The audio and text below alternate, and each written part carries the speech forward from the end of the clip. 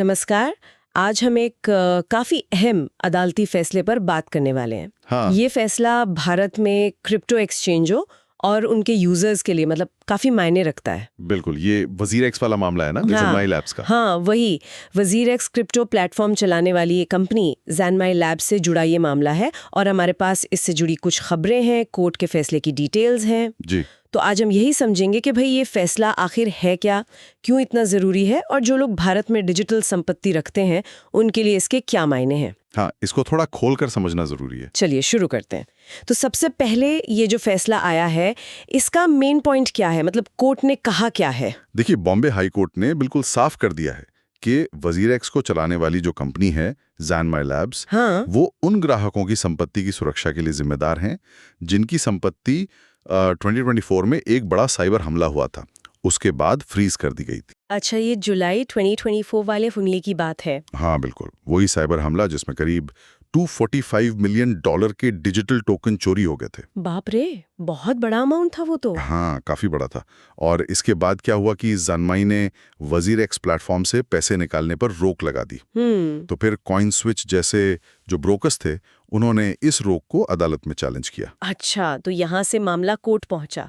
पर ये बात थोड़ी पेचीदा लगती है कि ज़ेनमाई ने फिर किया क्या, मतलब नुकसान तो हो गया था। हाँ, देखिए, ज़ेनमाई ने कोशिश ये की कि ये जो भारी नुकसान हुआ है, इसका बोझ सभी यूजर्स पर डाल दिया जाए। सब पर? हाँ मतलब जिन्होंने पैसे नहीं खोए उन पर भी? जी, उनकी एक सिंगापुर बेस्ड पेरेंट कंपनी है ZIPT लिमिटेड।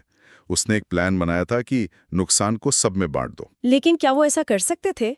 कोई अग्रीमेंट था ऐसा? यही तो बात है। अदालत ने पाया कि ज़ेनमाई और ग्राहकों के बीच ऐसा कोई कॉन्ट्रैक्ट, कोई करार था ही नहीं जो उन्हें ये करने की इजाजत देता हो। मतलब इस तरह नुकसान बांटने का कोई लीगल बेसिस नहीं था। तो कोर्ट ने इस प्लान को नहीं माना? बिल्कुल नहीं माना। कोर्ट ने ज़ेनमाई की उन दलीलों को भी खारिज कर दिया जिसमें वो कह रहे थे कि सुरक्षा में जो चूक हुई उसके लिए उनका पुराना पार्टनर बाइनेंस जिम्मेदार है। अच्छा, वो बाइनेंस पर डाल रहे थे बात। हाँ, वो कोशिश कर रहे थे, लेकिन कोर्ट ने साफ कहा कि देखो भाई, ग्राहक का सीधा रिश्ता आपसे है, ज़ेनमाई से। आप ग्राहकों के संपत्ति की सुरक्षा की अपनी सीधी जिम्मेदारी से बच नहीं सकते। सही बात है, ग्राहक ने तो वजीर एक्स पर भरोसा किया था, बाइनेंस पर नहीं। एग्जैक्टली।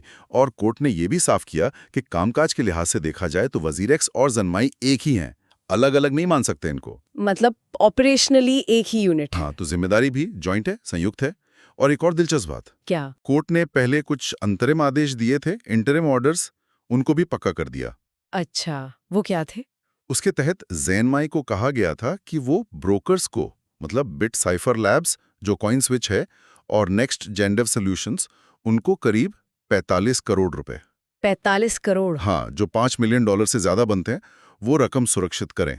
और ये रकम भी जो ERC-20 टोकन होल्डिंग्स थी, उनमें 45% की कटौती करने के बाद तय हुई थी। ओह, तो पहले ही कट लग चुका था, उसके बाद की ये रकम है। जी हाँ। तो अब इसका बड़ा मतलब क्या निकलता है? भारत में जो इतने सारे क्रिप्टो यूजर्स हैं उनके लिए इस फैसले का क्या महत्व है? ये सिर्फ वजीर एक्स का मामला है नहीं, या? नहीं, ये सिर्फ वजीर एक्स का मामला नहीं है।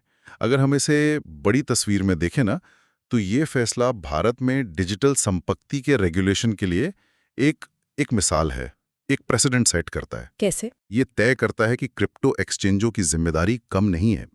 उनकी जिम्मेदारी एक फाइनेंशियल कस्टोडियन जैसे किसी बैंक की होती है, वैसी ही है। मतलब वो ये नहीं कह सकते कि हम तो बस टेक्नोलॉजी प्लेटफॉर्म में हैं। बिल्कुल नहीं। और वो अपनी जिम्मेदारियों से बचने के लिए, मतलब कोई विदेशी कंपनी का स्ट्रक्चर या कानूनी दांव-पेच का सहारा नहीं ले सकते। अच्छा। तो ये फैसला दूसरे एक्सचेंजों के लिए भी एक तरह की चेतावनी है कि भाई, आप तकनीकी जटिलताओं या कॉर्पोरेट स्ट्रक्चर की आड़ में ग्राहक सुरक्षा की जिम्मेदारी से बच नहीं सकते। तो ये यूजर प्रोटेक्शन के लिए बहुत बड़ा कदम है। बहुत बड़ा। असल में ये भारत में क्रिप्टो रेगुलेशन की दिशा तय कर सकता है, भले अभी कोई फॉर्मल कानून न हो। ये यूजर्स के हितों और उनकी संपत्ति की सुरक्षा को बहुत मजबूती देता है। चलिए, तो जो मुख्य बातें हैं उन्हें एक बार जल्दी से समेट लेते हैं। बॉम्बे हाई कोर्ट ने साफ कर दिया है कि क्रिप्टो एक्सचेंज वजीर एक्स की ऑपरेटर कंपनी ज़ेनमाई लैब्स साइबर हमले के बाद फ्रीज हुई ग्राहक संपत्ति के लिए जिम्मेदार है। हाँ। ये फैसला भारत में क्रिप्टो एक्सचेंजों की जवाबदेही तय करने और यूजर की सुरक्षा को बेहतर बनाने की दिशा में एक बहुत जरूरी, एक अहम कदम है। बिल्कुल सही। तो अब श्रोताओं के लिए एक सवाल छोड़ जाते हैं। इस फैसले के बाद क्या लगता है कि भारत में क्रिप्टो एक्सचेंज अब यूजर्स की संपत्ति को लेकर ज्यादा सतर्क और ज्यादा जिम्मेदार बनेंगे, या फिर हमें मतलब यूजर्स को अपनी डिजिटल संपत्ति सुरक्षित रखने के लिए अभी भी एक्स्ट्रा सावधानी बरतने की जरूरत है? इस पर सोचिएगा जरूर।